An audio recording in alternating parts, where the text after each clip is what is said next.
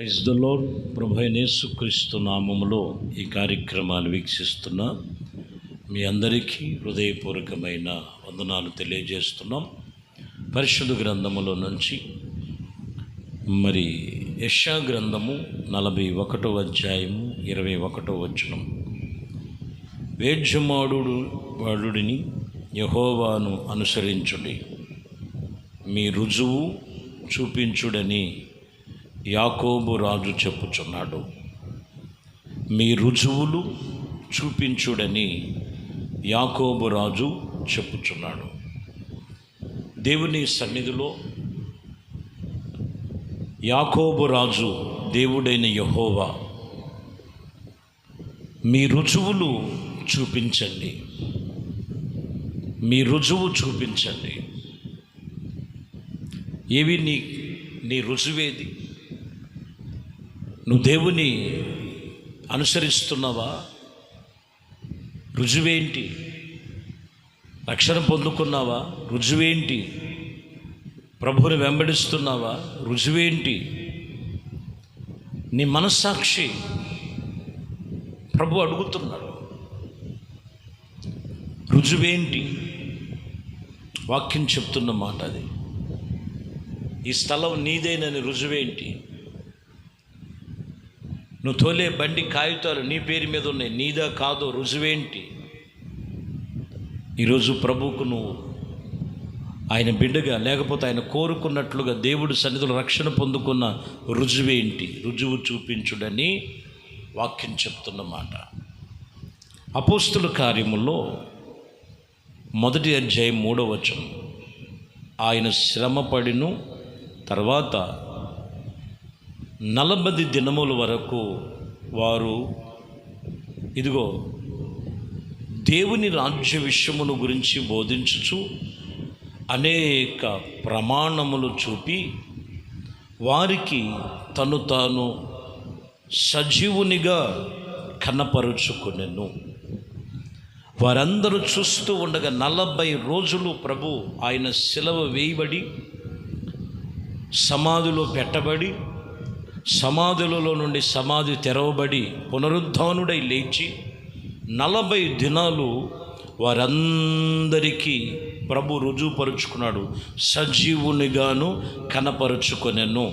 కనపరుచుకునే మాట రుజువుపరుచుకొనెను.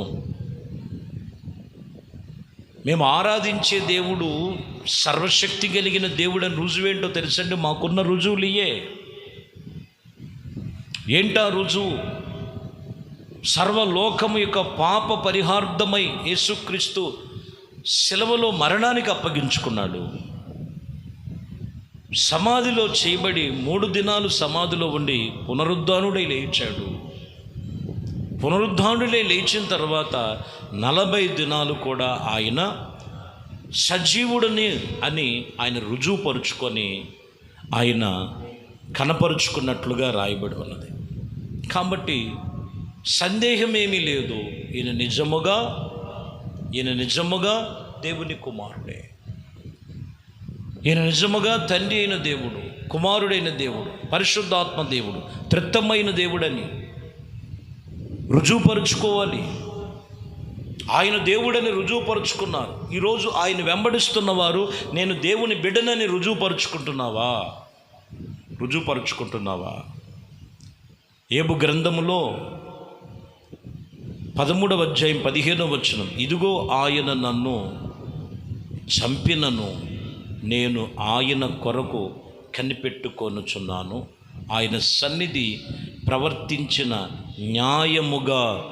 న్యాయమైనవని రుజువుపరిచితిని. ఎలా రుజువుపరుచుకుంటున్నాడండి?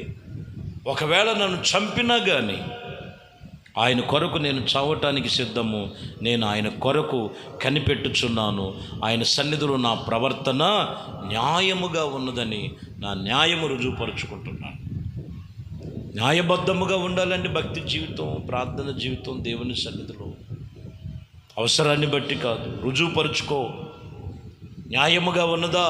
ఆత్మ సంబంధమైన న్యాయబద్ధముగా నీ ఆత్మీయ జీవితం రుజువుగా ఉందా? అదే రుజువులు.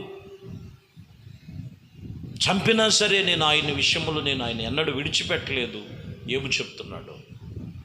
అదే నా రుజువు. ఇదే అపోస్తల కార్యములు 23వ అధ్యాయం 1వ వచనములు చూస్తే పౌలు ఆ మహాసభల వారితో తేరి చూసి, సహోదరులారా, నేను నేటి వరకు కేవలం మంచి మనస్సాక్షి గలవాడనై దేవుని ఎదుట నడుచుకుని ఉండుట చూసినట్లు చెప్పాను.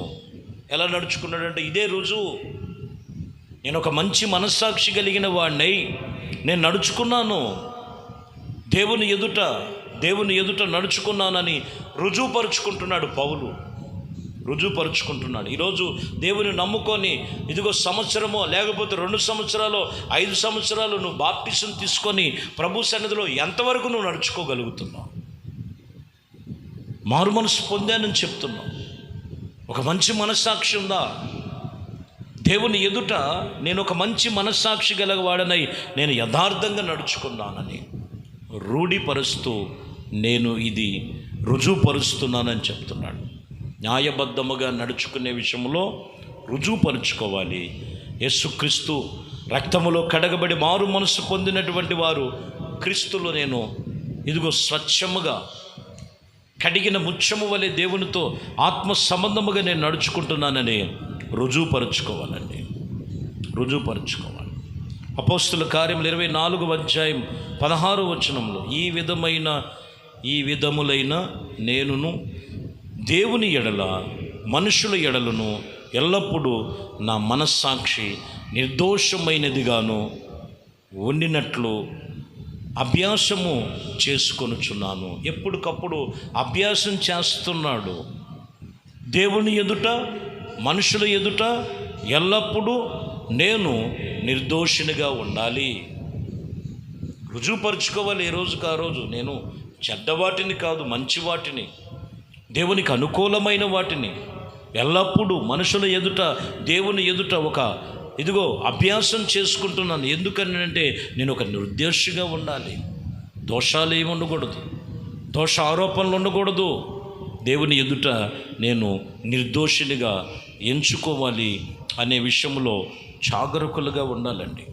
అదే ఇక్కడ చెబుతున్నటువంటి మాట. అదే దానియేలు గ్రంథములు మీరు చదివితే దానియేలు 2వ అధ్యాయం 48వ వచనం, అప్పుడు రాజు దానియేలును బహుగా హెచ్చించాడు, అనేక గొప్ప దానముల మీద అతనిని బబులోను ఆస్థానమంతటి మీద అధిపతిగాను బబులోను జ్ఞానులందరిలో ప్రధానునిగా నియమించాడు. ఎందుకంటే దానియేలు గొప్ప జ్ఞానము కలిగిన వాడు, దేవుని యందు భయభక్తులు కలిగిన వాడు. చూడండి, ఇక్కడ మనం చూసినట్టయితే ఈ రాజు ఎప్పుడు పొగుడుతాడో తెలియదు, ఎప్పుడు దూషిస్తాడో తెలియదు. 2వ అధ్యాయంలో వీళ్ళంత గొప్ప జ్ఞానులు లేరని చెప్పాడు. 3వ అధ్యాయంలోకి వచ్చేళ్ళకే అర్థమవుతుందండి. షడ్రకు మేషకు అబద్ధింగోలేమో తీసుకెళ్ళి అగ్నిగుండంలో వేశాడు. దానియేలునేమో 6లోకి వచ్చేళ్ళకి సింహాల బోన్లో వేసేస్తున్నాడు. కానీ వీళ్ళు ఎవరి యందు దేవుని సన్నిధిలో వీళ్ళు ఇలాగ ఉన్నారంటే రుజువు. లోకమంతా ఏకమైపోయిన షడ్రకు మేషకు అబద్ధిగోలు, మా దేవుడే నిజమైన దేవుడు, ఆయన మమ్మల్ని రక్షిస్తాడు. సింహాల బోనులోనికి వెళుతున్న సమయంలో కూడా నా నిర్దోషమే నన్ను రక్షించిందని చెప్తాడు. ఈరోజు రుజువు ఏంటి? దేవుని సన్నిధిలో భక్తి చేస్తున్నావు, నిన్ను నువ్వు రుజువుపరుచుకో. నీ అంతరంగాన్ని దేవుని ఎదుట పెట్టి నేను ప్రభు సన్నిధిలో ఒక నిజసాక్షిగా, మనస్సాక్షిగా, న్యాయబద్ధముగా, యథార్థముగా ప్రభుతో నడుచుకునే విషయంలో నేను రుజువుపరుచుకోవాలి. అప్పుడే నాకు మెప్పు, నాకు ఘనత, నాకు ఆశీర్వాదం ప్రభు దాచి ఉంచాడు. అట్టి కృప మీకు ప్రభు కలుగు చేయనుగాక. ప్రార్థన. పరిశుద్ధుడా, ప్రేమ కలిగిన తండ్రి, దయగలిగిన మా ప్రభువా, మీ శ్రేష్టమైన పరిశుద్ధ నామమును బట్టి మీకు స్తోత్రాలు. మీ కృప, దయా సంకల్పమును బట్టి ఈ ఉదయకాలము మమ్ములు మేము రుజువుపరుచుకోవాలని మీ వాక్యం చెప్తున్నమాట. న్యాయబద్ధముగాను ఇదిగోనైనా రక్షణ పొందుకొని మంచి మనస్సాక్షి కలిగి క్రీస్తు కొరకు జీవించే జీవితం ప్రతి ఒక్కరికి ఇదిగోనైనా రుజువుపరుచుకునే ధన్యత మీ బిడ్డలకి ఇచ్చినందుకు ఎవ్వరు కూడా తప్పిపోకుండా అందరూ ప్రభు కొరకు జీవించే జీవితంలో దయచేయమని ఘనత, మహిమ, ప్రభావాలు మీకే పొందుకో. యేసుక్రీస్తు నామములో ప్రార్థించి వేడుకొనుచున్నాము తండ్రి, ఆమేన్. ప్రభు మిమ్మల్ని దీవించి ఆశీర్వదించును గాక. ఆమేన్.